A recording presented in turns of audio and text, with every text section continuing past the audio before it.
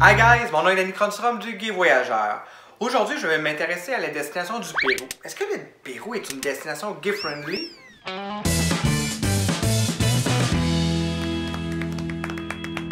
Ou non? J'aurais tendance à répondre coup-ci coup-ça, parce qu'en réalité, il y a beaucoup de touristes homosexuels qui visitent le Pérou chaque année. Il ne se passe pas nécessairement des situations dramatiques en matière d'homophobie au Pérou lorsqu'on est un touriste.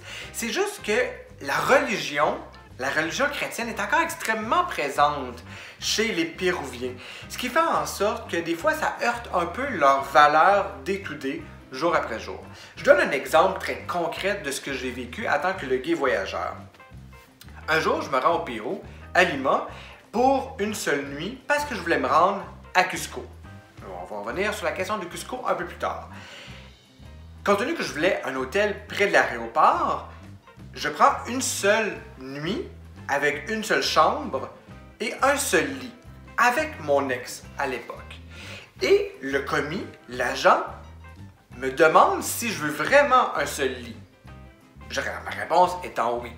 On me redemande à nouveau la même question et je vais à nouveau avec cette affirmation d'un oui.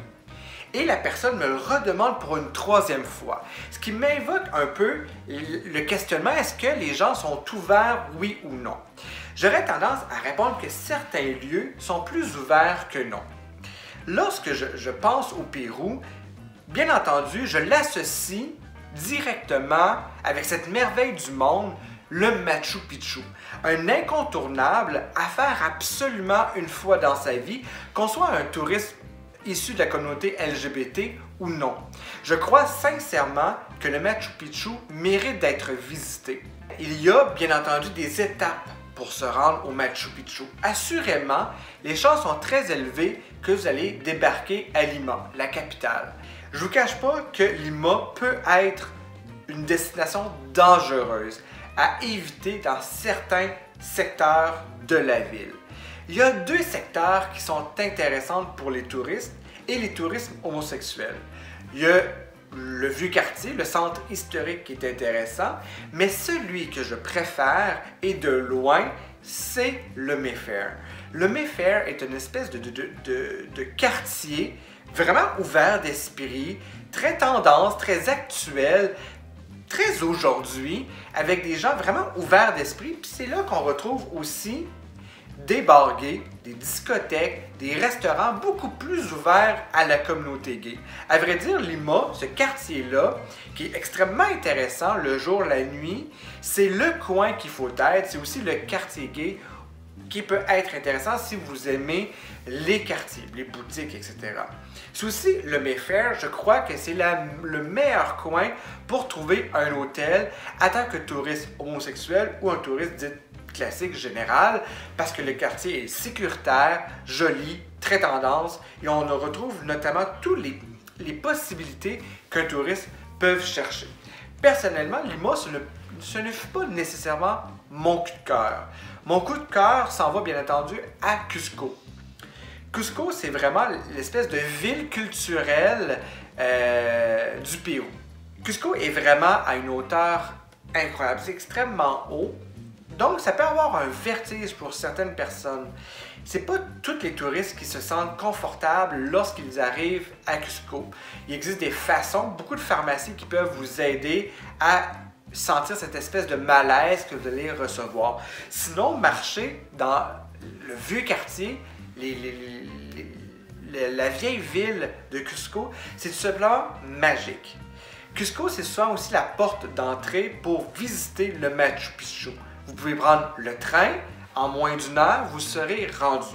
Premièrement, une visite du Machu Picchu se fait souvent le matin. Il y a parfois de la brume, mais il y en a surtout en fin de journée.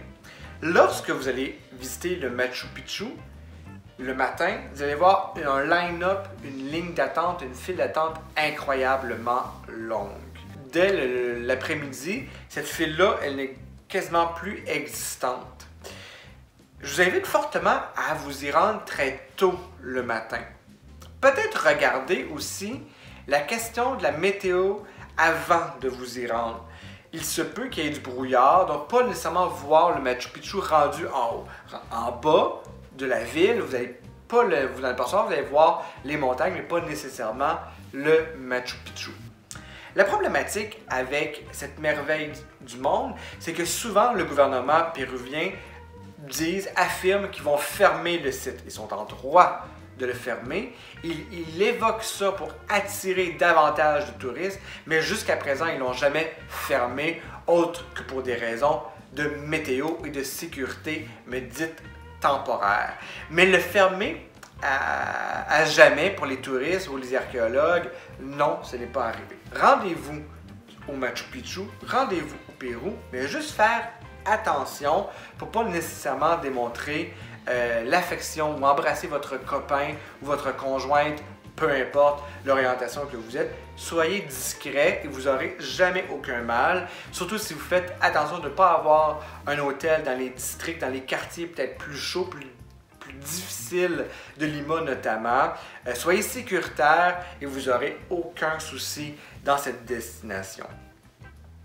Le guide voyageur vous invite à visiter le Pérou, c'est vrai, pour ses attraits touristiques, dans la mesure que vous faites attention, bien entendu. Mais c'est vrai aussi, il faut faire attention dans n'importe quelle destination. Si on prend le Canada, c'est une destination sécuritaire pour tous les gays et lesbiennes, mais aussi des actes homophobes. C'est vrai ici, c'est vrai là-bas, c'est vrai ailleurs.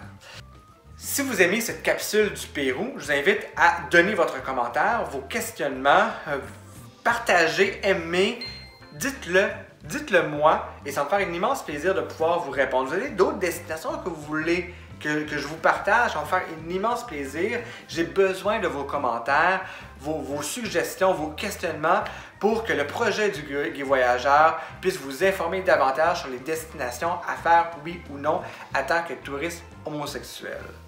Mon nom est Danny Cronstrom du guide voyageur. Merci d'être là. Je vous aime.